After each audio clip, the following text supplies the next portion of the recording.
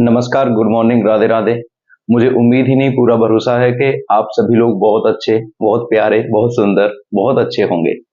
तो यह वीडियो एक बार फिर से BPSC TRE teachers recruitment exam के दृष्टिकोण से महत्वपूर्ण होने वाला है। मैंने आपको समय समय पर जितना भी मुझसे संभव हो पाया है, मैंने खूब सारी जानकारियां आपको दी हैं और सटीक और सत्य जानकारियां देने की कोशिश की है। बिल्कुल भी हवाबाजी नहीं की है और बिल्कुल भी आप लोगों को गुमराह करने की कोशिश नहीं की। चाहे कट ऑफ हो, चाहे डॉक्यूमेंट वेरिफिकेशन हो, चाहे 9th से 10th वाली बात हो, चाहे 11th 12th वाली बात हो, आप लोगों को भरपूर कोशिश ये की है कि आप लोगों को सटीक जानकारी मिले। तो यदि आप मेरे चैनल पर नए हैं और मेरा वीडियो पहली बार देख रहे हैं तो आपसे उम्मीद है कि प्लीज यह वीडियो लाइक करें और वीडियो को शेयर करें और मेरा चैनल सब्सक्राइब करें, क्योंकि बीपीएससी से संबंधित प्रत्येक जानकारी मैं आप लोगों को देने की कोशिश करता हूं। चाहे एग्जाम किसी भी प्रकार का हो, बीपीएससी का हो, चाहे सेंट्रल स्टेट लेवल का हो, आप लोगों को सटीक जानकारी और यहाँ पर आप लोगों को निःशुल्क तैयारी करवाई जाती है। यदि आप निःशुल्क तैयारी और मेहनत कश व्यक्ति हैं, महिला हैं और आप मेहनत करके अपना एग्जाम क्वालिफाई करना चाहते हैं, तो वीडियो शेयर, सब्सक्राइब, लाइक करना बिल्कुल ना भूलें प्लीज। ठीक है, तो चलो बात करते हैं। आप जो कुछ बातें होंगी बिहार में जो पेपर हुआ था अभी टीआरई फर्स्ट, उसको लेकर बातें होंगी। मैंने आप लोगों को बताया था कि बिहार टीआरई ने, बीपीएससी ने पहली बार एक आंसर की जारी की टीआरई की, फिर दूसरी आंसर की जारी की। पहली वाली आंसर की जारी की तो उसके बाद जब दूसरी आंसर की जारी हुई थी, उसके एक प्रश्न की आपत्ति करने पर 550 रुपए का जो खर्चा था वो आ रहा था। प्रत्येक प्रश्न पर 550 रुपए, मतलब जो आपत्ति दर्ज होनी थी, आपत्ति दर्ज होनी थी, अब तो हो चुकी, अब तो क्या ही होगा। लेकिन फिर भी कुछ बच्चों का कंफ्यूजन है, लगातार मैसेजेस आ रहे हैं, मैं रिप्लाई दे रहा हूं, लेकिन फिर भी मैं बता दे रहा हूं 550 रुपए पर क्वेश्चन था। ये एक क्वेश्चन का 550 रुपया था। अब मान लो एक स्टूडेंट ने आपत्ति दर्ज कर दी, तो क्या वह नंबर सभी को मिलेंगे? जी साहब, सभी को नंबर मिल जाएंगे, है ना। वो मार्क्स सभी को मिलेंगे, वो नंबर ना सभी को मिल जाएंगे। जैसे मान लो मैंने आपत्ति की और आप में से किसी ने आपत्ति नहीं की, अगर एक नंबर मुझे मिलेगा तो वो नंबर सब में बटेगा, है ना। बात समझ रहे हो? तो फायदा है। आप चिंता मत करिए, अगर आपने आपत्ति नहीं की है तो भी नंबर आपको मिलेगा, यदि नंबर मिलेगा तो, क्योंकि लगभग बात चली रही है, 2 नंबरों का तो हलवा सबको बटेगा। 2 नंबर तो लगभग लगभग, महिला हो या पुरुष हो, दोनों में लगभग गलतियां हैं, तो दोनों को मिलने की संभावना है। ये तो बात हो गई आपकी आपत्ति की। इसके बाद मैं ये फाइनल वीडियो बना रहा हूं कट ऑफ को लेकर, इसके बाद हम आगे पीछे कोई भी वीडियो नहीं बनाएंगे। अगर आपको कुछ भी बात करनी हो, पूछना हो कट ऑफ से संबंधित, तो सिर्फ आप अपना नाम लिखकर जरूर भेजें 9412383653।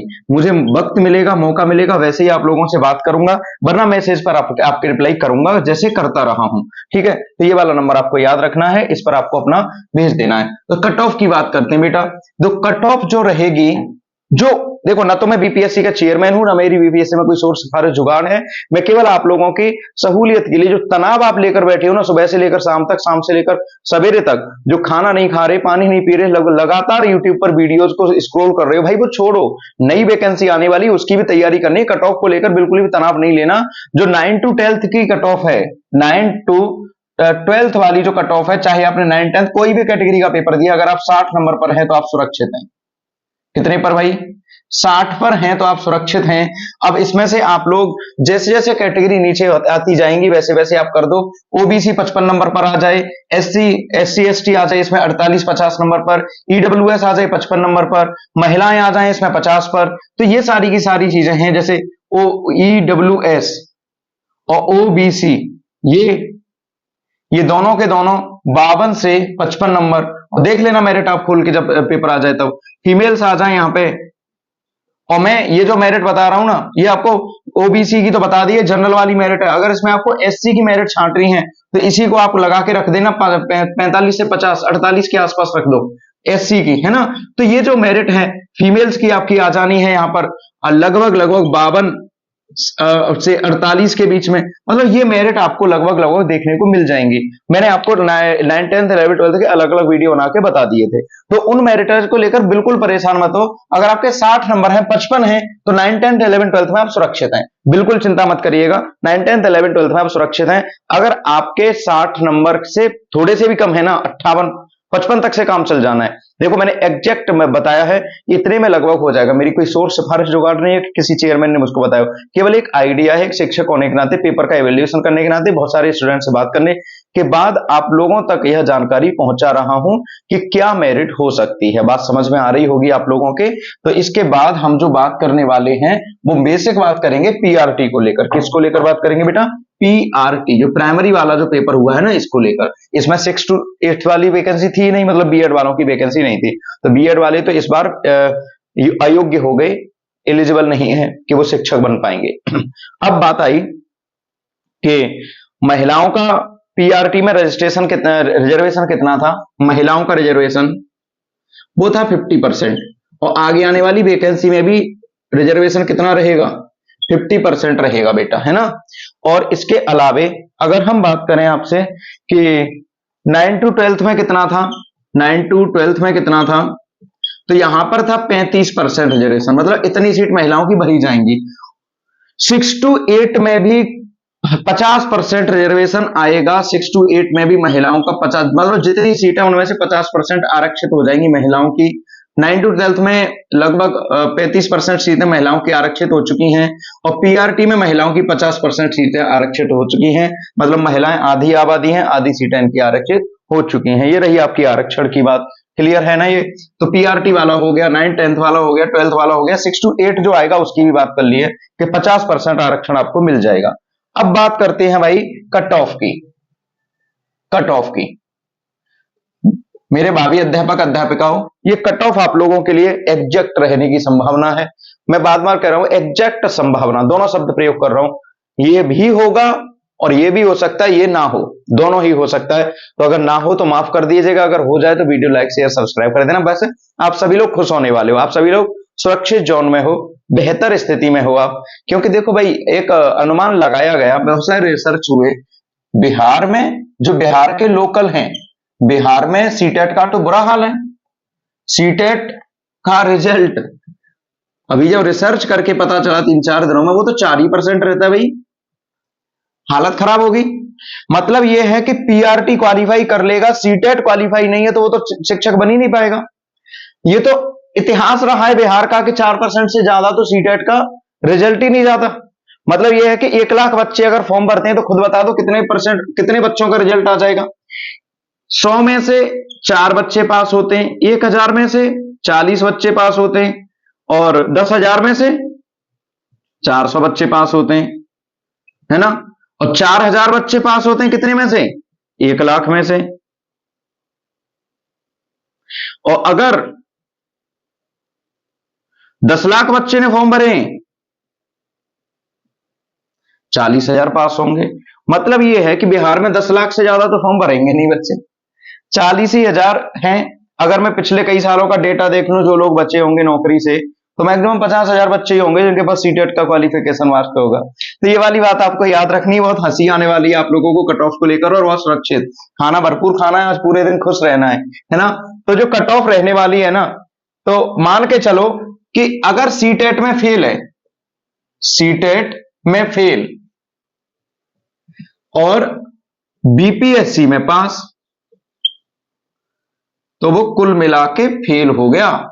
ये बात भी याद रखनी है, नियम बन गया है। अब बात करते हैं भाई कट ऑफ की। देखो अब खुश हो जाइए, कट ऑफ की बात यह है कि लगभग इस बार जो कट ऑफ, अब जो सीटेट का डेटा आने के बाद आई है, वो आप देख, मेरा हाथ आपको दिख रहा होगा, ये हाथ आप लोगों को खुश करने वाला है। तो जो अब जो डेटा आया है वो 55 नंबर वाले मेल्स और 48 नंबर वाली फीमेल्स अपने आप को सुरक्षित रख लें। पीआरटी की बात चल रही है भाई, किसकी? पीआरटी की। अगर आप एससी से हैं तो 40 से 43 नंबर के बीच में सुरक्षित हैं। अगर आप ओबीसी से हैं तो आप 45 नंबर पर सुरक्षित हैं। ईडब्ल्यूएस से हैं तो आप 45 नंबर पर सुरक्षित हैं। हवाबाजी नहीं कर रहा, इसका ब्यौरा देखने के बाद कट ऑफ में इतना सारा इजाफा हो रहा है, वो आप देखते चलिए। तो लगभग 55 नंबर, अगर मैं इसको 52 भी कर दूं ना, 52 से 55, तो बेटा सुरक्षित हो आप। और फीमेल्स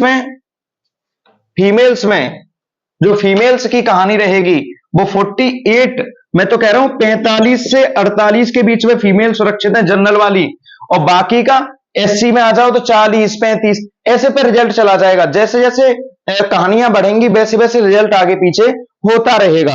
अब बात आई कि 75% सीटें भरी जानी है, ये तो आपको भी पता है। ये देखो मेरिट आपको खुश कर देगी भाई। खुद सोचो कि जब 10 लाख फॉर्म भरे जाएंगे तो केवल कितने पास होंगे? 40,000। 40,000 पास होंगे कि नहीं?